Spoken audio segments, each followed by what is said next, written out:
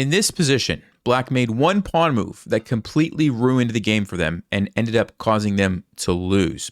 We're going to look at what that pawn move was and why it was such a bad decision. This is episode 7 in a series where we're going through this book, Logical Chess, Move by Move. There's a playlist on the channel if you'd like to catch up on the previous episodes. Let's go ahead and jump right in, and we'll answer questions from last time at the end. E4, E6, D4. So first of all, this is the French defense. And the French defense is one of those openings that's not played all the time, but you have to be careful because if you don't know what you're doing against it, you can definitely get into trouble. This has been my experience with this opening. I've had it's been tough for me to figure out something that I really feel comfortable playing against it. Okay, so just keep that in mind. We're not going to get into the details of the opening on this video, but I just wanted to mention that. So here, white plays knight to c3, one of the best moves, defends the pawn on e4, then at the same time puts pressure on d5. Black also does the same thing, defending and attacking. Both players are fighting for the center of the board. Nothing really new here just yet. And now white decides to go ahead and eliminate the tension right away.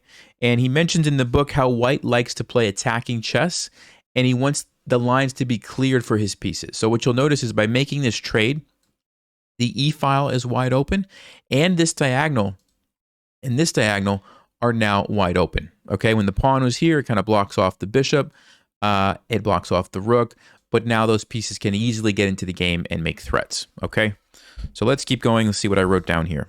And he also mentioned, this is important, when you are choosing an opening, you want to choose the opening that fits your style, right? So the white player Spielman in this game liked to kind of play with those open lines where the rooks and the bishops had easy access to attack and to create threats. And so for him, playing this way made a lot of sense.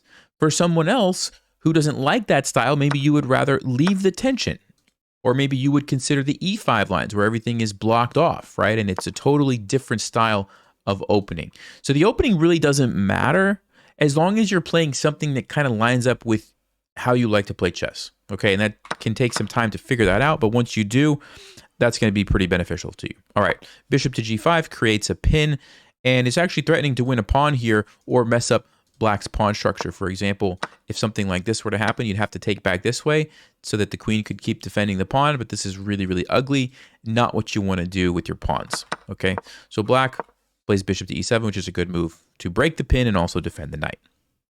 All right, let's keep going here. Bishop to d3. Remember we talked about it earlier. When that pawn was traded, it opened up this diagonal, and white is immediately taking advantage of that with bishop to d3 here. Okay? Knight to c6, and we have knight g to e2. Now, I want to talk about this move because the general rule, okay, when you're playing chess is that your knights should go to c3 and f3. These are the best squares for the knights. But in this particular position, white chooses e2 instead. Why did they do that? Primarily, it's because of this pin right here. And you don't want to always worry about this, but sometimes it's a bigger deal than other times. And in this particular position, it's kind of annoying because there's already pressure on d4. And if you're white, how do you deal with this? You've got a pin. You can't just chase it away because black's going to simply take, and then they're going to win a pawn. And you don't want to just lose pawns for no reason, right? So what do you have to do? You'd probably have to play something like bishop e2 to allow the queen to defend, and it's just awkward because you just moved it there. Now you're having to start retreating. There's just not really a good follow-up for white after bishop to g4.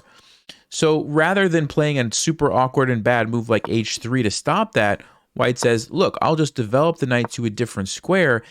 And the idea is if the bishop comes out, guess what? I can gain a tempo, chase it away, and keep going and attacking. So yes, the general rule is these are the best squares for the knight. But if you can't do that for some reason, well then it's better to develop a piece somewhere than nowhere, right? And so that's what white is trying to do. There's also another reason potentially that we'll talk about in just a second. So let's keep going here.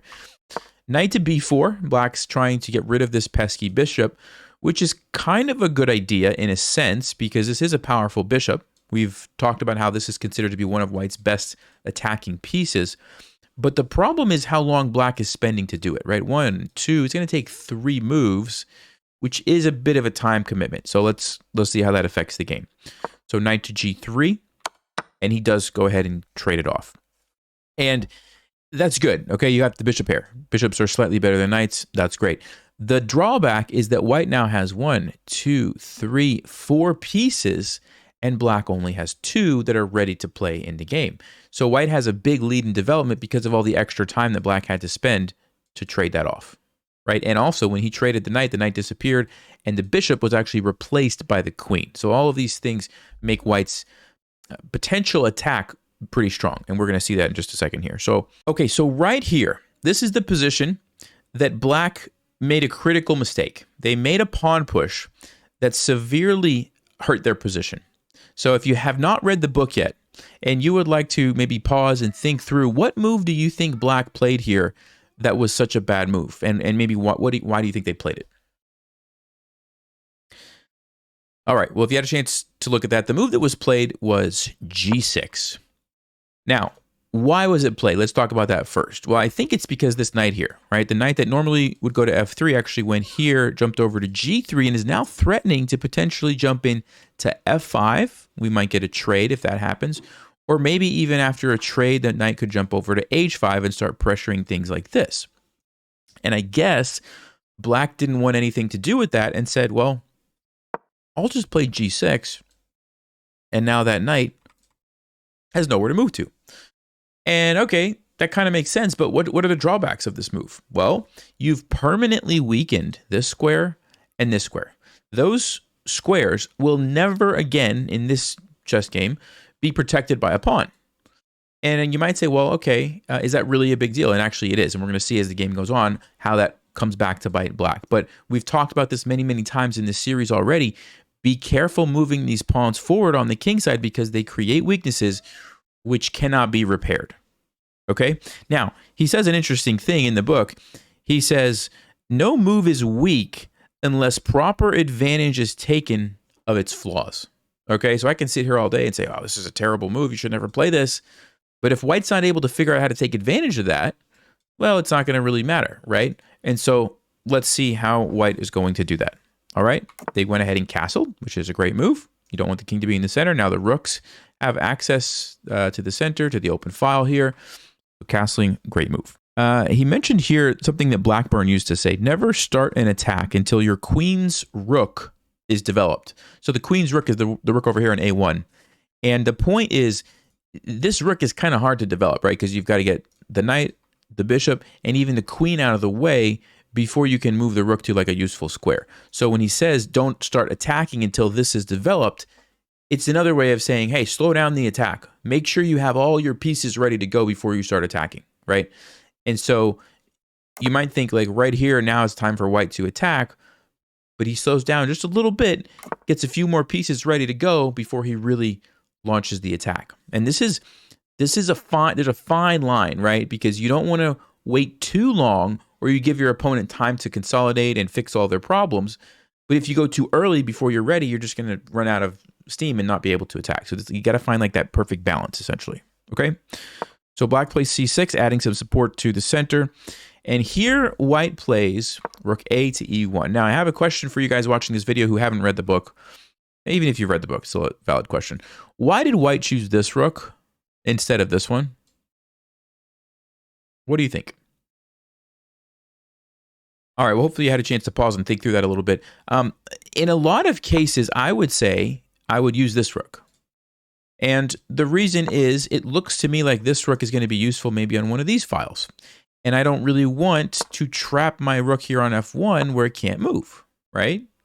So why do you think he did it in this case? Well, in this particular game, and I don't exactly know, but I think maybe the idea was if white wants to push this f-pawn at some point in the future and trade it off, what's going to happen?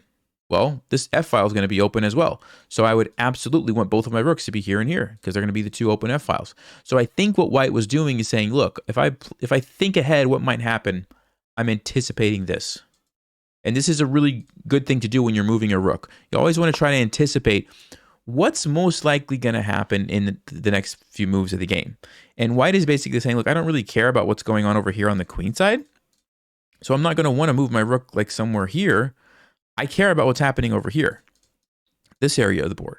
So I'd rather have my rooks there. So I think that's why white chose this one. Okay, so rook a to e1. And here, black makes another very questionable decision. Now, they have to deal with the threat. Okay, this is a pin, so the bishop cannot move. So the knight's about to be captured. So this is a big deal. And already we're seeing the ramifications of not having the pawn on g7. Normally the pawn would be helping to support the knight, but it's not. It's already been moved. And now the bishop is pinned. This is an immediate threat. And if you try to simply move your knight away somewhere, I don't know, maybe back here, well, then you just, bam, the rook comes in and you don't really want to take that because you lose your queen, but you just lost a piece and basically it's already over. So black's in a tough spot. There's not a lot of options for them already. Okay, and so because of that, they decide, well, I better castle. I better get my king away from that rook, get out of the pin, and hope that I can survive the weaknesses over here. Right? Okay, so black castles, and white plays a very nice move here. And before I tell you what the move is, I would like you to pause and maybe just think through, if you're playing this game as white, what would you play? All right, well, if you had a chance to look at that and hopefully come up with a move, I'm going to guess that most people watching this video did not consider the move that was played in the game, unless, of course, you read the book. Rook takes e7. Now, I think most of us know that rooks are not as good as bishops, so why would we give up a rook for a bishop? Well, if you look at this position, there's a couple things that need to go through your mind. Number one, what are the weaknesses that black has made? Well, it all has to do with these dark squares. And whenever you're trying to take advantage of a particular color square, if you can get rid of the bishop on that same color, that's going to massively help you. Okay? So like this bishop is doing a great job of helping support these squares. And if it needs to, it can maybe come back here later and really help fill in the gaps where the pawn is missing, right? So what white is doing is saying, look, I'm going to go ahead and get rid of that, and then my bishop is going to be unopposed along these dark squares. There's nothing that's really going to stop it. That's the first part of the equation. The second part of the equation that white is thinking about is, look, I've already developed all of my pieces. I can't really make another developing move. You could argue that, like, okay, you could maybe try to double up rooks. Maybe you could play f4, f5, but all of these plans are kind of slow. And you don't want to give your opponent too much time to catch up in development. There's usually like a small window when you have a lead in development and they're behind. And white recognized that right now is that moment.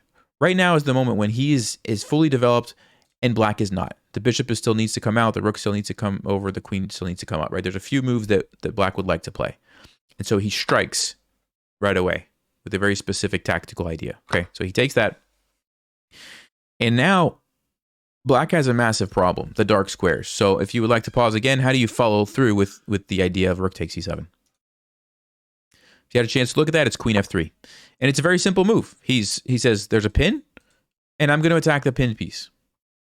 I'm going to pile up on the pinned piece because it can't run away to safety, and it forces black to make an awkward decision. So in the game, black decided to play king to g7, trying to defend with the king. The other option that they could have considered would have been bishop to f5, trying to block off the queen that way.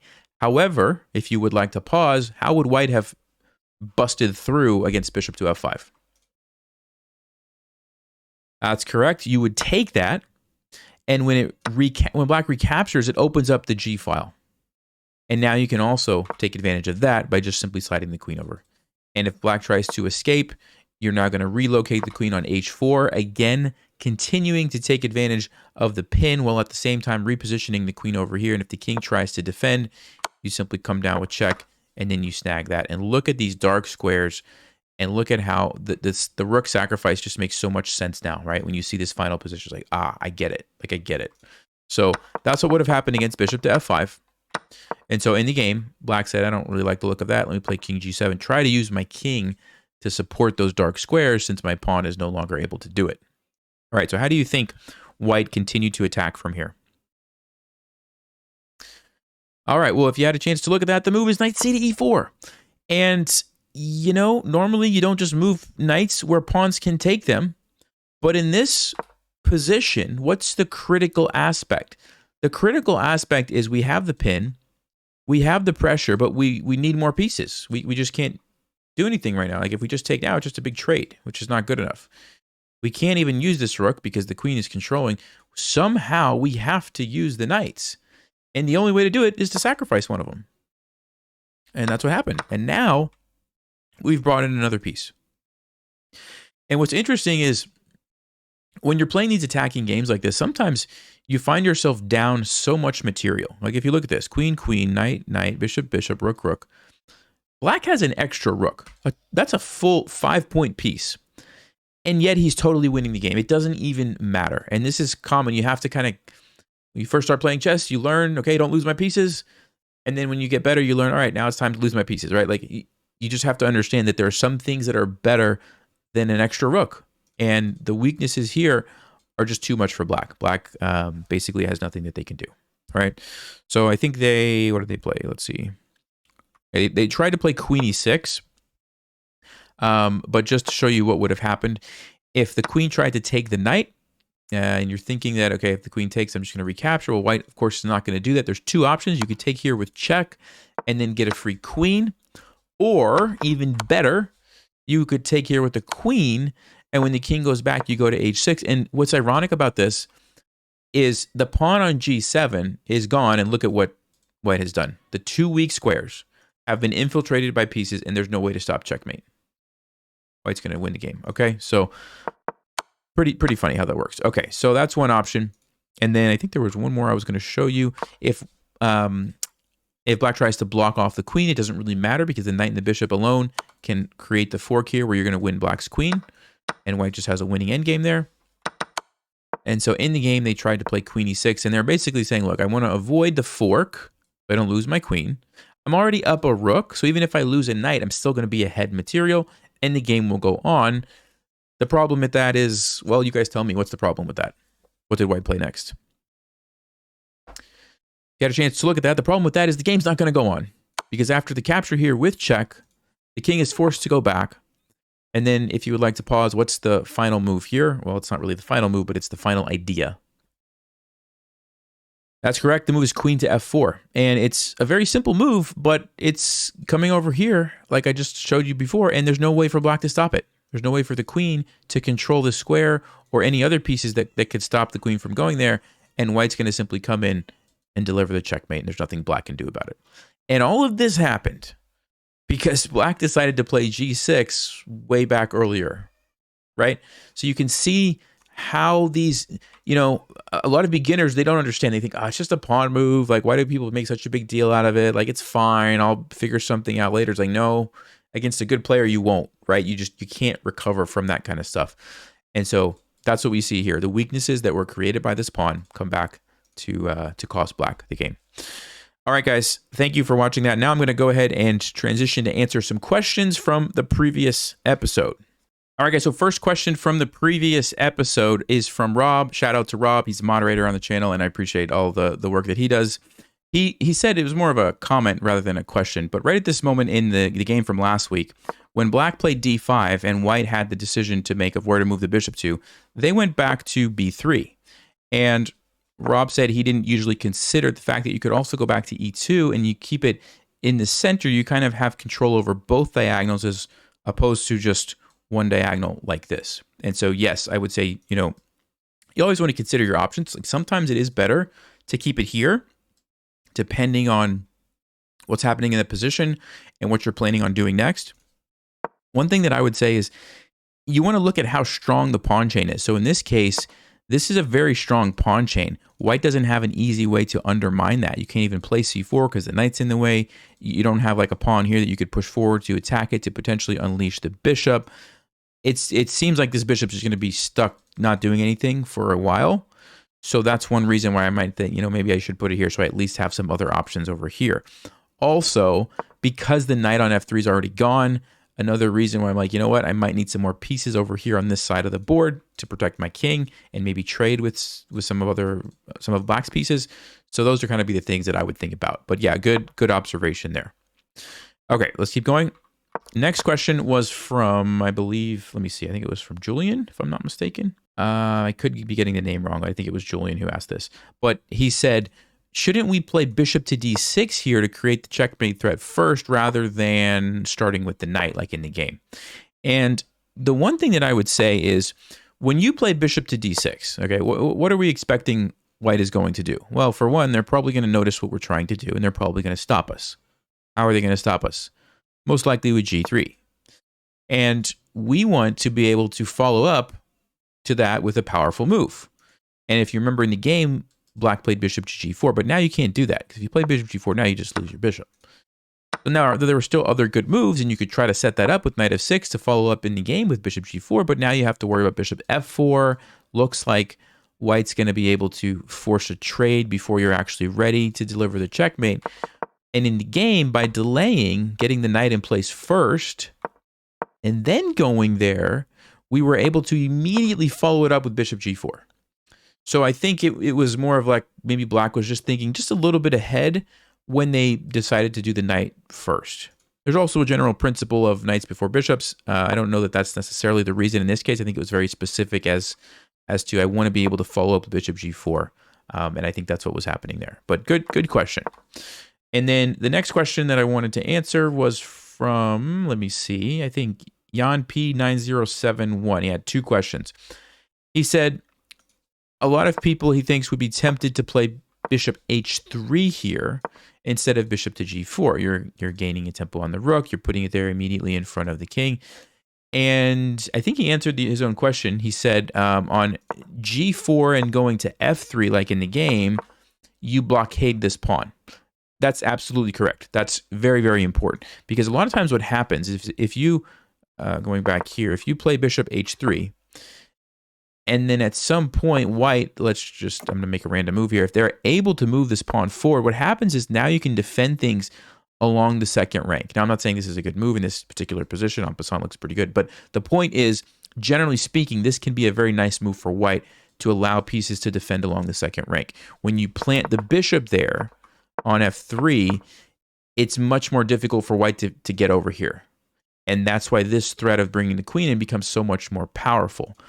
When you do it this way, going back here, and you try to bring the queen in like this, it's easier for white to deal with. I mean, even if they just leave their queen where it is, it stops that, right? If I go here and here, white just trades with me.